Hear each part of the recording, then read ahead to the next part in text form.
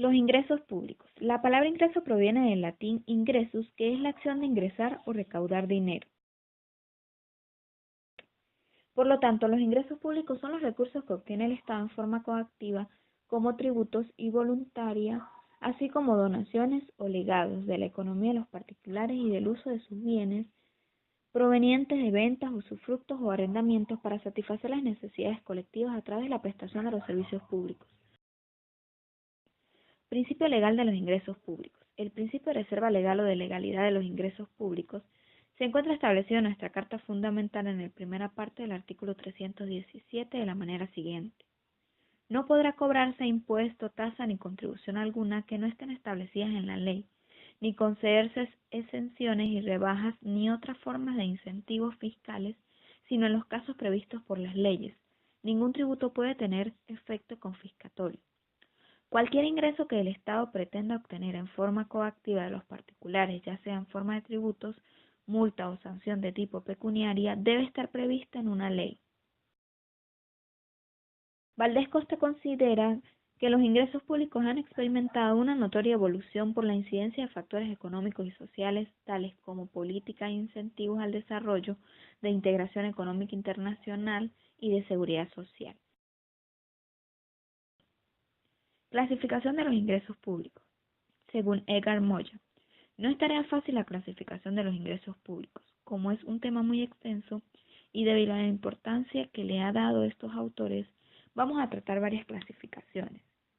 Clasificación económica. Se conforma de esta manera: originarios y derivados. Los ingresos originarios son los que el Estado y demás entes públicos obtienen de los bienes que les son propios de su actividad económica que realizan. Los ingresos derivados son los recursos que el Estado y demás entes públicos obtienen por su intervención coactiva en la economía de los particulares en virtud de su poder de imperio. Ordinarios y extraordinarios. Los ingresos ordinarios son aquellos recursos que se perciben periódicamente, son comunes y habituales.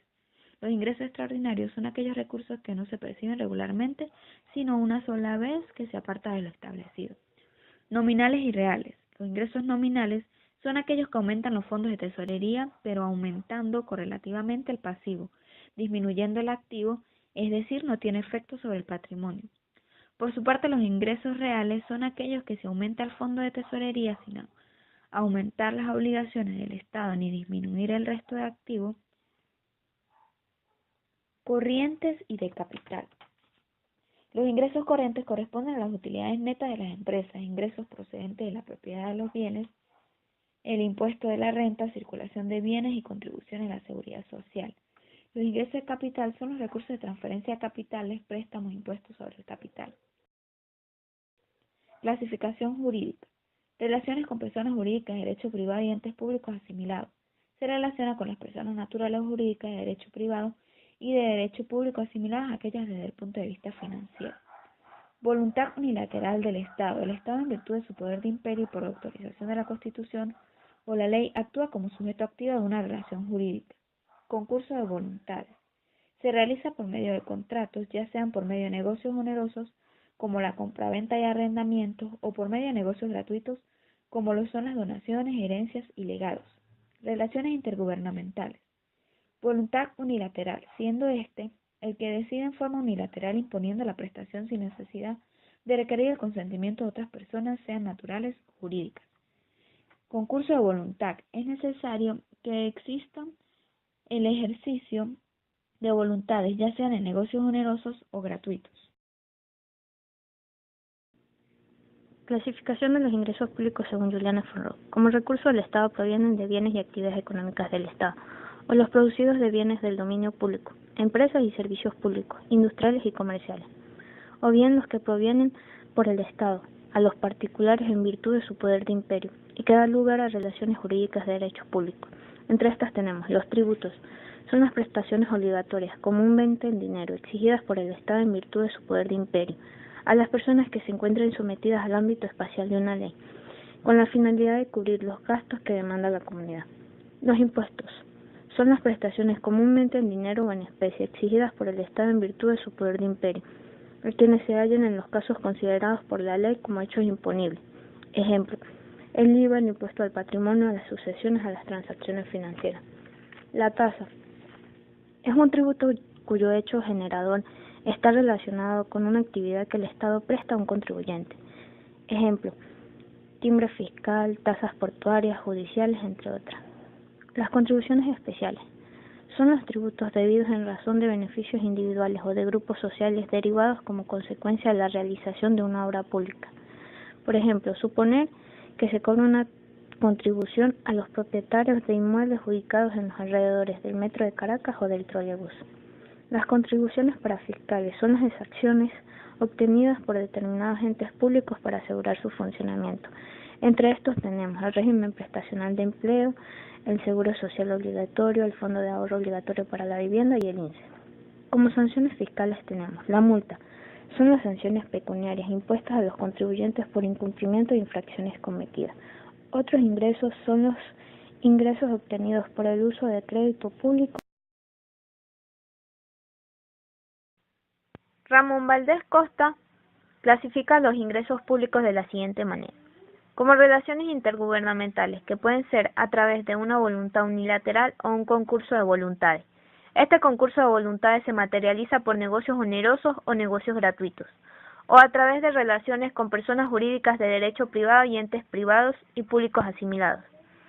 Por voluntad unilateral del Estado a través de la ley, los tributos, las sanciones, empréstitos forzosos, ingresos especiales de derecho público, precios, herencias, legados. Por concurso de voluntades, a través de contratos, negocios onerosos, negocios gratuitos.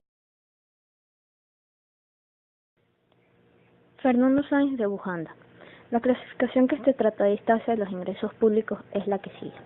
Según el grado de estabilidad o continuidad en el tiempo, pueden ser ordinarios o extraordinarios.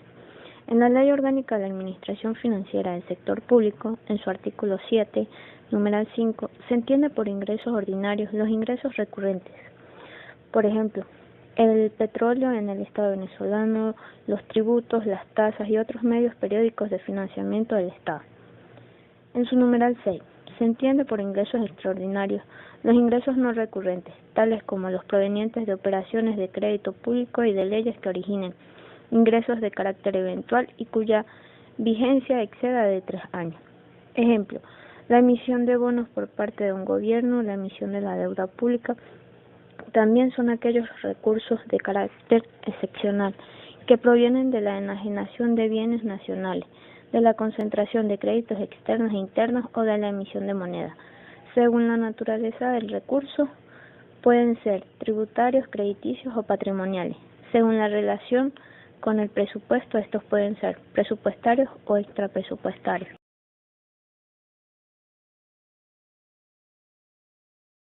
Estabilidad macroeconómica. En economía, la estabilidad económica se refiere a toda situación caracterizada por la ausencia de grandes variaciones. Ahorro intergeneracional. La Ley Orgánica de la Administración Financiera del Sector Público determina la creación del Fondo de Ahorro Intergeneracional con el objetivo explícito de garantizar la sostenibilidad intergeneracional de las políticas públicas de desarrollo, a partir de criterios de sostenibilidad ajustados para economías petroleras. Este trabajo propone un esquema de fondos de ahorro para Venezuela.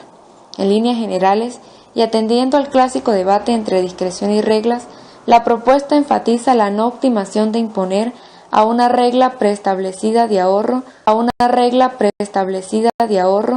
la misión de distribuir el ingreso petrolero corriente entre las generaciones presentes y futuras.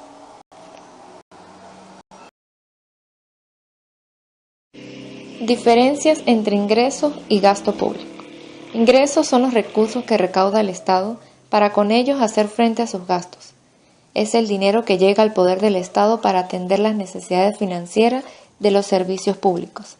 En cambio, el gasto es lo que la administración pública gasta. Por ejemplo, para hacer un puente o cualquier obra pública. También se define como el gasto que realizan los gobiernos a través de las inversiones públicas. La deuda pública es la obligación contraída por el Estado con relación al uso del crédito público. La deuda pública puede originarse en la emisión y colocación de títulos incluyendo letras de tesoro constitutivo empréstitos internos o externos en operaciones de tesorería, la aperturación de créditos de cualquier naturaleza, la contratación de obras y servicios de adquisición cuyo pago total o parcial se estipulice realizar en el transcurso de uno o más ejercicios fiscales, el otorgamiento de garantías, la consolidación, conversión o unificación de cualquier forma de financiamiento o reestructuración. Clasificación de la deuda pública. Se clasifican deuda interna o externa. La externa es aquella que se encuentra formada por empréstitos emitidos en moneda extranjera. La deuda pública interna es la deuda contraída con acreedores nacionales y pagadera en el interior del país en moneda nacional extranjera. La consolidada y flotante es la deuda a corto plazo originada generalmente por un déficit de caja cuya exigibilidad se produce en un espacio de tiempo muy reducido. La directa e indirecta. La deuda, bien sea interna o externa, es aquella que el Estado contrata obligándose a pagar afectando su patrimonio. La deuda pública indirecta, ya sea interna o externa, es la que ha contraído los entes públicos como el Estado, municipios, institutos, autónomos y empresas del Estado. La deuda pública redimible o reembolsable. El Estado deudor se compromete a devolver por parcialidad, en términos de un periodo previamente determinado, el capital recibido más los intereses que se generen. La no reembolsable perpetua. El Estado deudor no se obliga a devolver el capital recibido, sino únicamente a cancelar los intereses estipulados. Causas de la deuda pública. Tenemos las causas aparentes, causas relativas y causas reales. Las causas aparentes tenemos la variación y el valor de la moneda, la evolución de las reglas presupuestarias, las causas relativas, las causas reales, como los gastos militares, la expansión de las actividades del Estado, aumento de los costos, burocracia y presión política, la conversión y amortización de la deuda pública. La conversión significa la reducción de interés que devenga al tiempo que se da opción al acreedor a pedir su reintegro. La amortización es toda merma que se hace sobre los beneficios con el fin de disminuir el valor de los elementos del activo.